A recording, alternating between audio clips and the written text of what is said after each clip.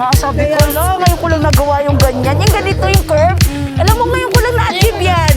Ito ba? Hindi ba naka-curve? Hindi naka-curve. Sabi ko, shit, ngayon ko lang nagawa yung curve. Tingnan mo, oh.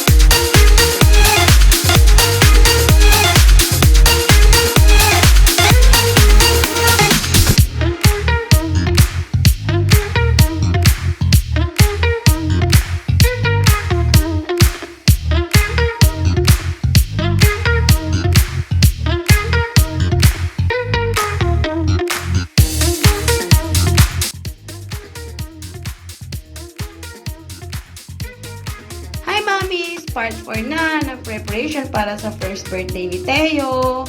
Nagpa-print ako ng mga 3D picture ng mga pose. Kasi ito yung mga gagamitin naming props para sa kanyang DIY photoshoot.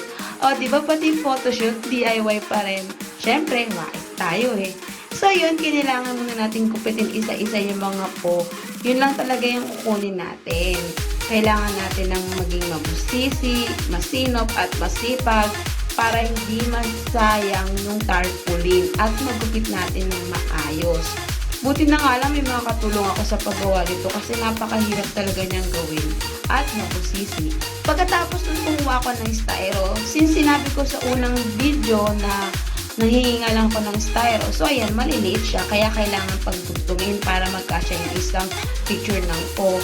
Kailangan maging maingat sa paglalagay ng glue stick kasi natutunaw yung styro. So ayun, paso-paso ang mami nyo.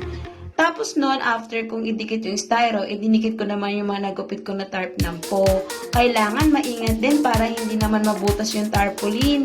Kailangan mo din tansyahin kung gaano kakapal yung ilalagay mo na glue stick. Kasi nga, natutunaw talaga siya kapag sobrang init. After nun, ikakat mo naman siya ng dahan-dahan at kailangan mo maging maingat para makuha mo yung pinakahulman ng po. Ayun na nga, kailangan maging matyaga kasi hindi talaga siya ganun kadali. Bukod sa mapapasok ka, baka masugat ka pa or worse, masayang kung ano yung ginagawa nyo. Kaya ayun, humingi na talaga ako ng tulong kasi hindi talaga kaya ng powers ng mami nyo. Buti na lang nandiyan yung pinsan ko. Siya na yung gumupit ng pinaka-stand. Styro lang din yung ginamit niya. Sinukat-sukat lang niya kung gaano kataas yung mga po kanina. Tapos ayan, dinidikit na ng aking tito. O diba, ang dami namin gumagawa. Ang saya. Comment lang kayo kung gusto niyo yung makita yung result.